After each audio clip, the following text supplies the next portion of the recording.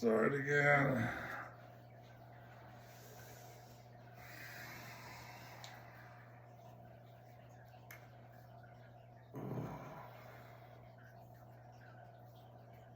So you people at home can do this without a teacher, but it's good to go to a teacher. This is the part that's not, I'm afraid people miss.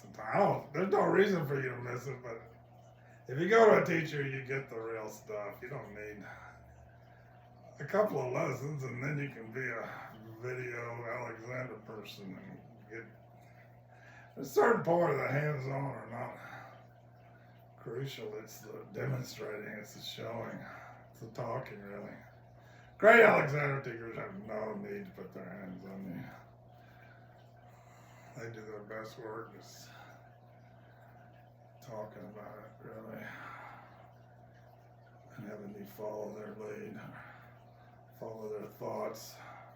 I will say this, that if you're going to do this by yourself without somebody guiding you, and you're doing the side to side, you know, if you conceptualize that movement from 0 to 100, you don't want to go 25, 25, 25. You want to go like 1, 2, that sort of thing. Very, very, very more tiny increments than you normally would think a tiny increment is. Yeah, it's like, I don't know, people don't appreciate the value of really slowing down and slowing things down, and it's where you can really see what's going on and feel what's going on, and allow your conscious thinking to really have a powerful magnifying effect, and allow inhibition a chance to get in the door. Yeah, the inhibition to me is like moving in those one-step increments rather than 25 increment, you know, at a time. Yeah. And then there's something to be said, you know, for, you can get it going faster later on, but later on, but in the beginning, it really helps subtle awareness to just take it as tiny little increments as you can, just to see what happens between, you know, 1 and 2, 2 and 3, 3 and 4. I think so. I always go back to that. I mean, I love doing anything, you know, driving is just, walking is unbelievable. Anything that's, as the Zen master said, in order for something to be spiritual, it just needs to have 2 characteristics. Number 1, be extremely simple. Number 2, to be repetitive. Something you just do over and over and over and over and over, like raking the Zen garden, for instance, or chopping vegetables in the Zen kitchen, for instance. Pretty simple little movements. And you just do it over and over and over and over, but after doing it, but with awareness each time. If you do it with awareness for a couple million times, you get to be like the great Taoist chefs, and you just, I don't know, if you're just your whole body becomes, it's not just like an arm, you know, it's your whole body. That's what we do in Alexander, you know, beginning it's the head and neck, but our goal is getting our path, just get the whole body involved, you know. We don't take that long about getting about it, but we never forget about the head being the leader. As the head goes, the body follows. Right now, I'm just helping him become aware of his shoulders, really. Good luck. But never forgetting, you know, that the head going toward ease is what is going to allow the shoulders to freeze. The secret about the shoulders is, well, I mean, it's just can you feel something? Can you unlock something? But one of the secrets in the whole thing of Alexander, we have the length aspect. We're always lengthening. But as soon as we hit here, we're talking about width. We're talking about your shoulder. And this is really, we can use a lot of good constructive thinking on this. I'm suggesting that your shoulder could come toward my back a little bit.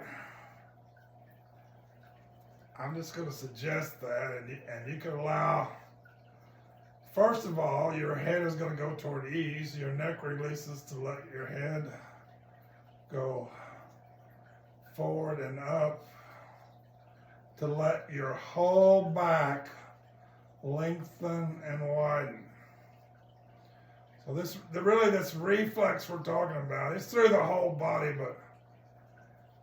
but this is the Alexander reflex.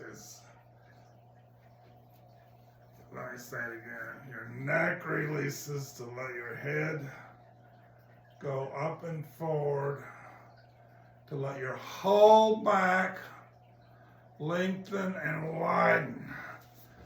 Widen. So you can do a tremendous amount by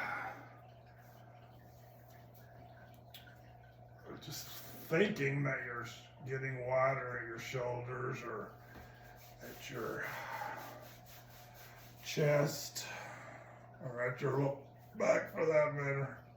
That your back wants to just widen a little bit. It's not much. Of course, it's got to somehow find the freedom to move. It's a shoulder joint. But I don't know, we use it as a joint, but not a free joint, and we don't widen as we use that joint. Usually we do the opposite. Usually we shorten as we do the joint. That's a lot of Alexander is just lengthening or widening with the joint, or even, if there's not a joint, even a little easier if there's a joint there, you can free up.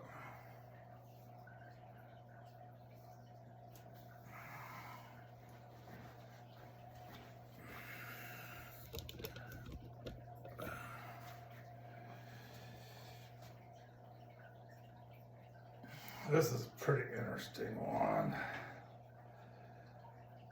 You can do it on yourself just like doing Tai Chi.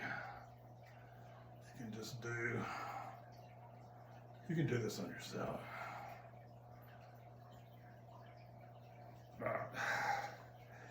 So think about this shoulder as being like a fist. And your creative thinking here, your directions are here. I'm going to release that fist. I got a tight fist here, but my plan is to release that fist. My other plan is to let go of my arm completely, which is surprisingly difficult for us. Gary's doing pretty good. I'm impressed. A lot of people cannot let go of that arm. Gary's got some freedom here.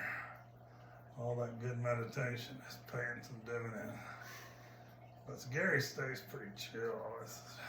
I have a lot of tension in my back, though, and shoulders, a lot. I'm not saying you don't, but I can't tell you how many people you let go of their arm and it don't move. Yours will drop. And a lot of them won't drop.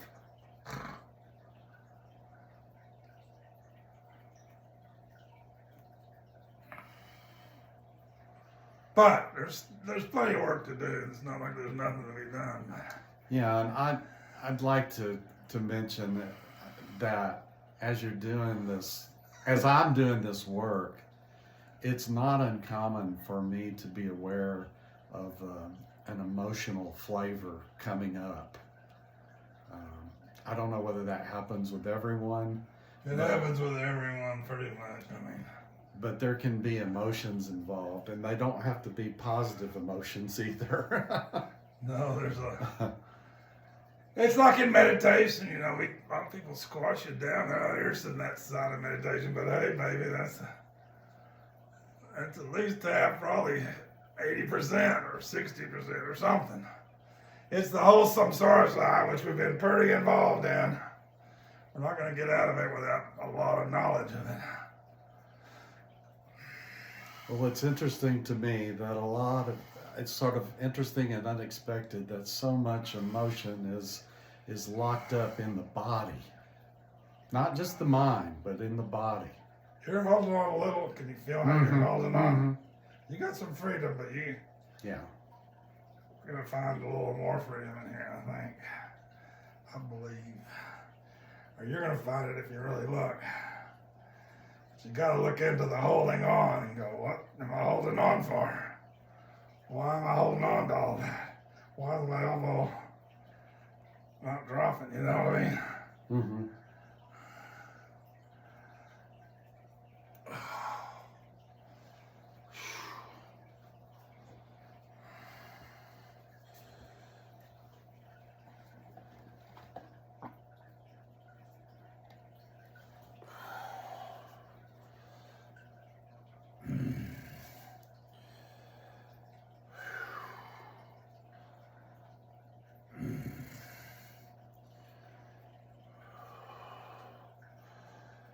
It's not good to do one side and not do the other side.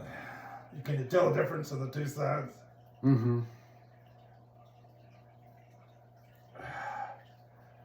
So just let me take the load and you don't do anything. You just let go. Think about that fist releasing.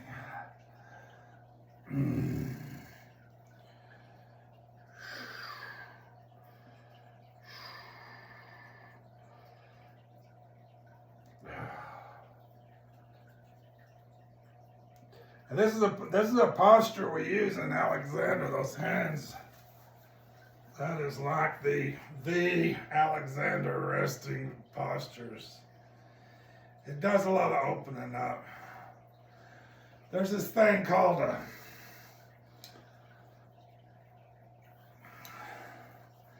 arms and our legs, and really the whole thing, but especially our arms and legs operate on the principle of a spiral. The whole thing is a principle of a spiral. Going up or going down. The degraded side takes you into a spiral down. The uplifted Alexander technique, mindfulness side, takes you on a spiral up. And a spiral down to a virtuous spiral in our legs. But we get wound up, we get tightened up.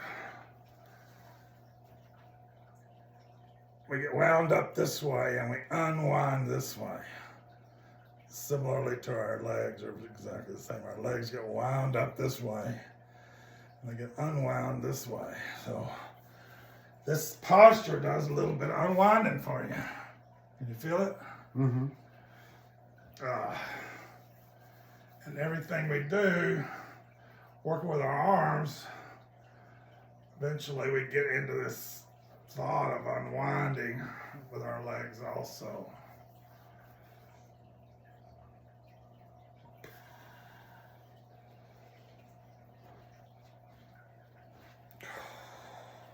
Want to switch chairs? Sure. Oh.